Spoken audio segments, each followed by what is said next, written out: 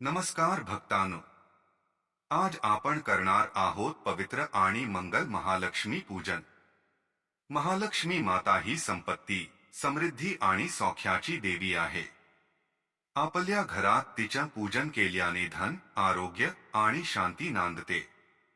चला तर मग भक्तिभावाने पूजनास सुरुवात करूया। सर्वात आधी घर स्वच्छ आणि पवित्र करा।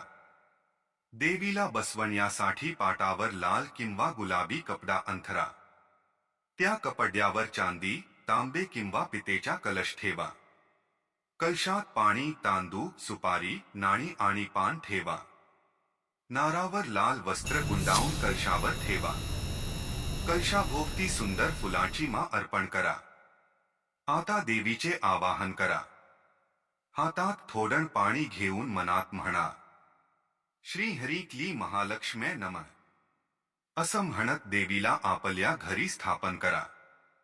महालक्ष्मीच्या मूर्तीला किंवा फोटोला पंचामृताने स्नान घाला।